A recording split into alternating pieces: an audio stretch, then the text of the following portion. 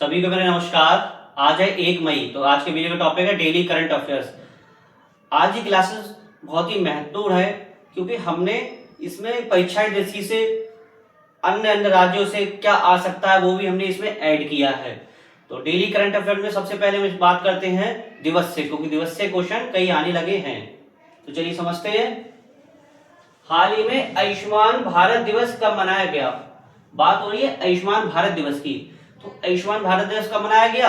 30 अप्रैल को। आपने सुना होगा आयुष्मान कार्ड, जिसमें 5 लाख रुपए तक मुफ्त कैसे इलाज होता है। व्यक्ति को 5 लाख, अगर कोई दुर्घटना हो जाती है, गंभीर ग्रसित बीमारी से ग्रसित है, तो सरकार क्या उसे 5 लाख तक वो अपना इलाज करा सकता है। तो आयुष्मान भारत दिवस कब मनाया गया? 30 अप्रैल को। अच्छा, इसी से क्वेश्चन पूछते हैं आपसे। आयुष्मान भारत दिवस 5 लाख तक इसमें क्या चीज आपको सुविधा मिल सकती है इलाज में। तो आयुष्मान भारत ये जो योजना कह सकते हैं, योजना है किस वर्ष आई? क्वेश्चन पूछ लेता कि मैच करने को दे देगा। एक तरफ आयुष्मान भारत दिवस देगा, दूसरे इसकी सन दे देगा 2016, 2018, 2019, 2020, इस तरीके से दे देगा और अन्य दे देगा। तो आयुष्मान भारत दिवस की शुरुआत किस वर्ष हुई? कमेंट्स में आप लोग को बताना है। नेक्स्ट है, ये भी महत्वपूर्ण है, दूसरा क्वेश्चन। राष्ट्रीय सुरक्षा सम्मेलन सावधान या SAM BAAD संवाद, यानी कि राष्ट्रीय सुरक्षा सम्मेलन संवाद 2026 कहां आयोजित किया गया? मतलब क्वेश्चन पूछा राष्ट्रीय सुरक्षा सम्मेलन 2026 संवाद कहां शुरू किया गया? तो इसे समझते कहां शुरू किया गया। एक जिला पड़ा गोवा। अब गोवा की बात करते हैं। गोवा की बात हो रही, तो गोवा से देखिए परीक्षा जैसे क्या आ सकता है। गोवा की सबसे पहले आपको कैपिटल पता होना चाहिए। नॉर्मल बेसिक क्वेश्चन, सीएम और गवर्नर पता होना चाहिए। लोकसभा, राज्यसभा, विधानसभा की सीटें पता होना चाहिए। दूसरा, क्षेत्रफल की दृष्टि से कौन से नंबर पे आता है। अन्य इसमें परीक्षा दृष्टि क्या चीज महत्वपूर्ण है वो भी आपको पता होना चाहिए। तो चलिए समझते हैं गोवा राज्य के बारे में। इसका उत्तर गोवा, कैपिटल इसकी पणजी, सीएम है प्रमोद सावंत, गवर्नर है पुष्पति अशोक गजपति राजू। नाम बड़ा है, गवर्नर है अशोक। गवर्नर का पद वैसे ही बड़ा होता है, तो नाम भी इनका क्या है? बड़ा है, बड़ा नाम है।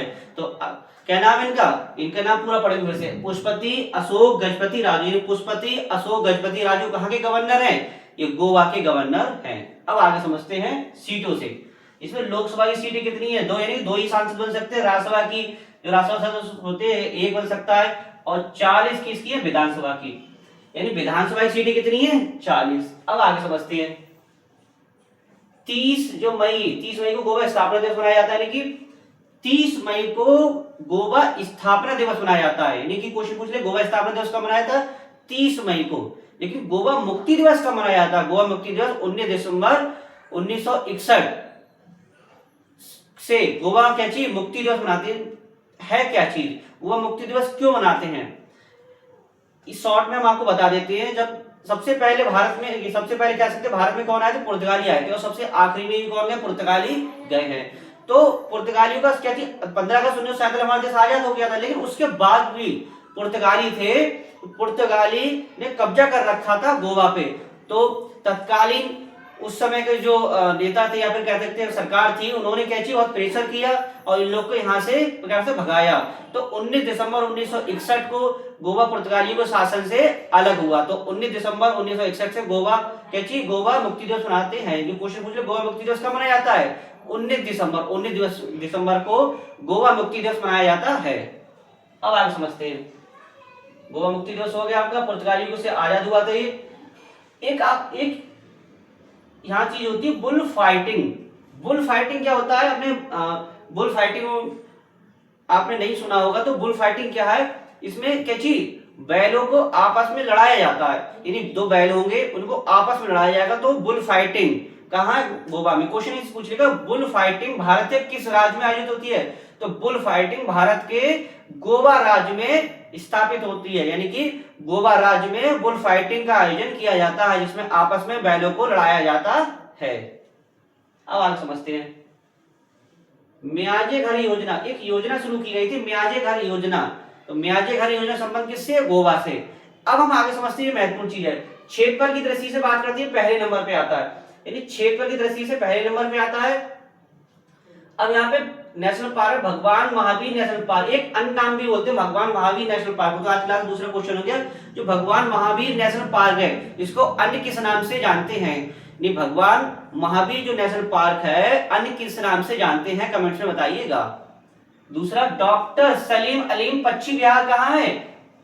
गोवा में। कि डॉक्टर सलीम अली पक्षी विहार कहाँ है? गोवा में। लेकिन doctor Salim Ali national park कहाँ है? आपका ये जम्मू कश्मीर में। कहाँ है? जम्मू कश्मीर, याद रखिएगा।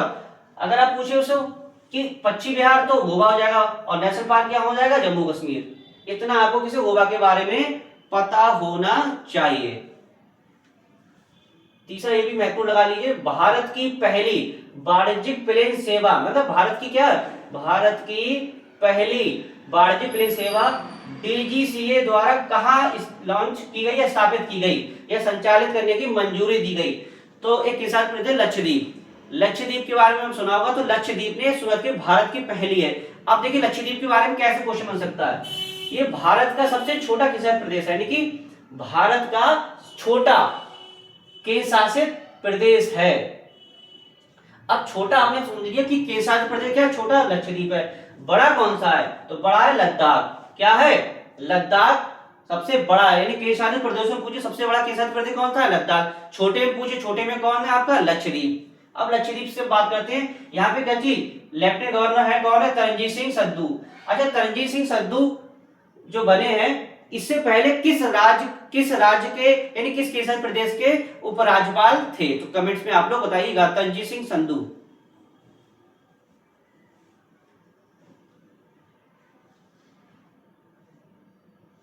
ये तरनजीत सिंह संधू ये दिल्ली के हैं, दिल्ली के हैं। आपको उसमें लक्षद्वीप का बताना है।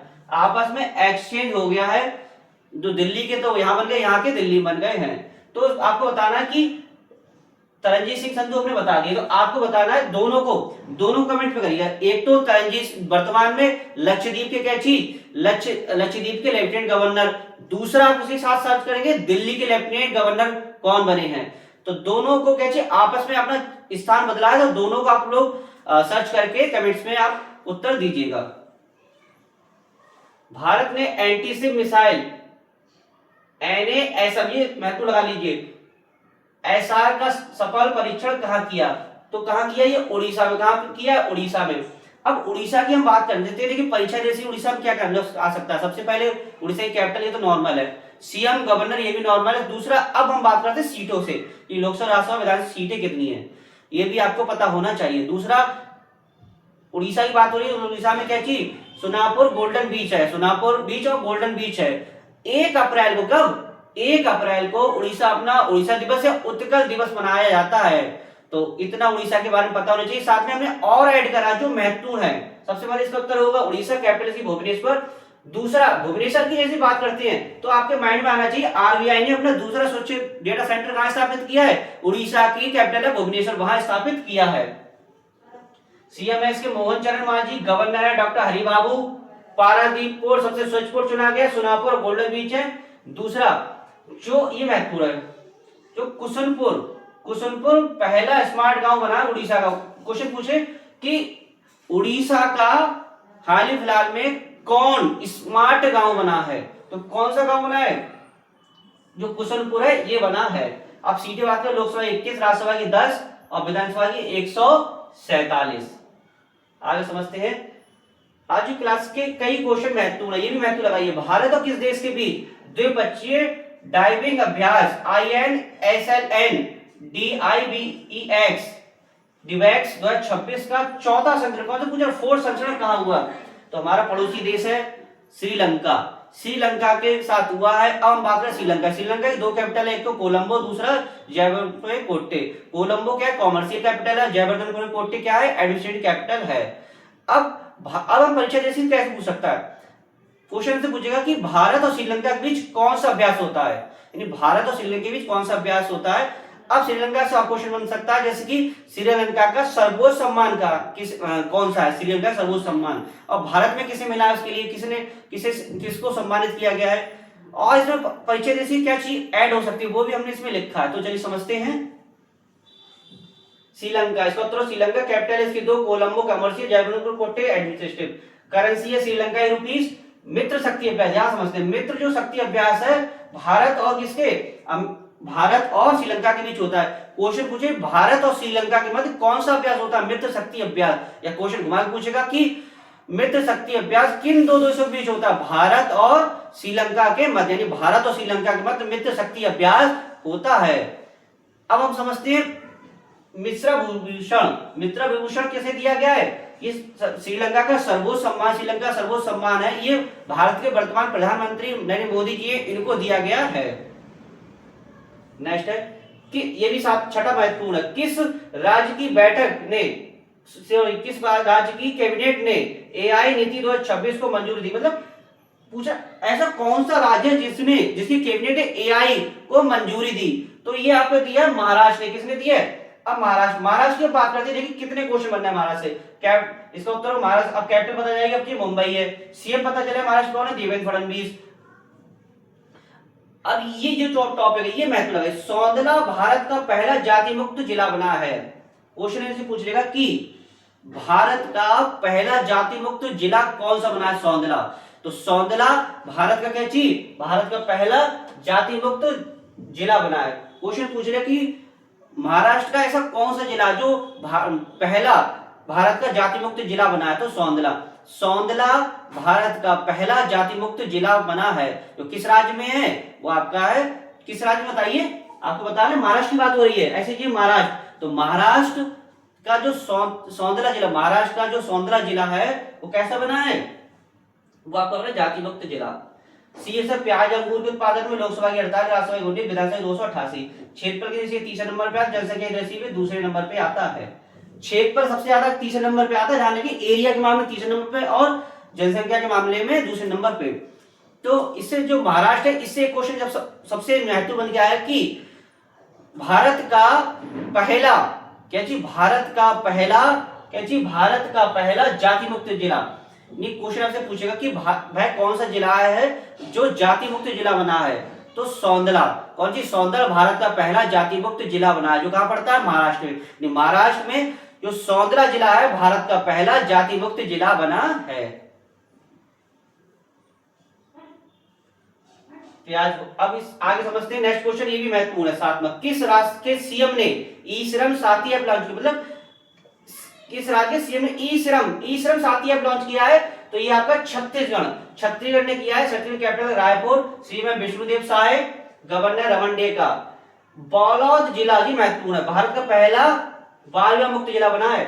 क्वेश्चन ऐसे पूछेगा कि भारत का पहला बाल विवाह मुक्त जिला कौन बना है, बालोद, बालोद जिला भारत का पहला जाति मुक्त जिला बना है, जो कहां पड़ता है, जो छत्तीसगढ़ में पड़ता है, यानी छत्तीसगढ़ का जो बालोद जिला है पहला भारत का जाति मुक्त जिला बना है, जाति मुक्त नहीं बाल विवाह मुक्त जिला बना है। जाति मुक्त तो आपका क्या होगा, जाति मुक्त तो आपका सौंदला होगा, सौंदला जाति मुक्त हो गया, और बालोद याद रखिए सौंदला और बालोद, सौंदला है आपका जाति मुक्त, लेकिन बाल विवाह मुक्त कौन बनेगा, बालोद, बा से बालक और बा से बाल विवाह, जैसे इस तरीके का, जैसे बालोद आपका है, बालोद जिला बना है, तो इसका ट्रिक ये है कि बालोद जिला बा से बालोद, बा से बाल विवाह मुक्त, तो ऐसे भी याद करते हैं बालोद बाल विवाह मुक्त, यानी भारत का पहला कौन सा, भारत का पहला बाल विवाह मुक्त जिला कौन सा बना है, तो बालोद जिला भारत का पहला क्या चीज, पहला आपका बाल विवाह मुक्त जिला बना है। अपार आईडी में क्या चीज, अपार आईडी में ये नंबर बन रहा है, छत्तीसगढ़ मध्य प्रदेश से अलग होकर राष्ट्र बना, यानी कि पहले क्या था, मध्य प्रदेश और छत्तीसगढ़ क्या चीज पास मतलब एक ही थे, तो हुआ क्या, मध्य प्रदेश अलग एरिया हो गया, अलग राज्य हो गया, छत्तीसगढ़ अलग राज्य हो गया। तो यहाँ से क्वेश्चन पूछे कि मध्य प्रदेश से छत्तीसगढ़ किस वर्ष अलग होकर नया राज्य बना, यानी कि क्वेश्चन ऐसे पूछेगा कि मध्य प्रदेश से अलग होकर छत्तीसगढ़ नया राज्य कब बना, तो कमेंट्स में आप लोग बताइएगा।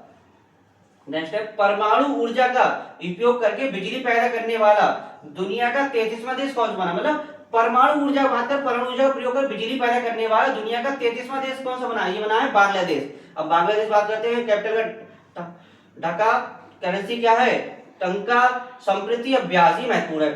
भारत और श्रीलंका के बीच कौन सा अभ्यास होता है, भारत और श्रीलंका के बीच संप्रति अभ्यास होता है, कौन सा, संप्रति अभ्यास भारत और किसके, श्रीलंका के बीच होता है। उच्चायुक्त कौन है, बांग्लादेश में भारत के उच्चायुक्त कौन बने नए? दिनेश त्रिपाठी। दिनेश त्रिपाठी बांग्लादेश के नए क्या चीज उच्चायुक्त बने हैं। 26 मार्च को स्वतंत्रता दिवस मनाते हैं, मतलब ऐसे पूछ ले कि 26 मार्च को कौन सा देश अपना स्वतंत्रता दिवस मनाता है, तो 26 मार्च को बांग्लादेश। बांग्लादेश 26 मार्च को स्वतंत्रता दिवस मनाता है, याद रखिए 26 मार्च को बांग्लादेश अपने स्वतंत्रता दिवस मनाता है। पीएम कौन है? तारिक रहमान। तारिक रहमान पीएम है। अब ये लास्ट क्वेश्चन है, ये महत्वपूर्ण लगा लीजिए नंबर क्वेश्चन। 10वें सार्वजनिक स्वास्थ्य शिखर सम्मेलन का उद्घाटन किया गया, मतलब क्वेश्चन पूछा 10वें सार्वजनिक स्वास्थ्य शिखर सम्मेलन का उद्घाटन कहां किया गया, तो इसका उत्तर चंडीगढ़। अब आपके माइंड में चंडीगढ़ अगर तैयारी कर रहे हैं तो चंडीगढ़ से क्वेश्चन पता होना चाहिए। चंडीगढ़ क्या चीज? चंडीगढ़ भारत का पहला झुग्गी मुक्त शहर बना है। पहली क्वेश्चन बता चुके हैं। क्वेश्चन कैसे बनेगा कि भारत का पहला झुग्गी मुक्त कौन बना है, तो चंडीगढ़। चंडीगढ़ भारत का पहला झुग्गी मुक्त बना है। झुग्गी मुक्त समझ रहे हैं, जहां पर क्या चीज तिरपाल डाल के झोड़ी जाकर लोग रहते हैं उसे झुग्गी कहते हैं, तो वहां पे ऐसी नहीं पाए, वहां पे पक्के मकान है। तो पहला भारत का झुग्गी मुक्त जिला बना, पहला क्या हो गया, पहला क्या चीज, पहला झुग्गी मुक्त बना है। ठीक है, तो झुग्गी मुक्त आपका समझ में आ रहा है, झुग्गी मुक्त आपका बना है चंडीगढ़।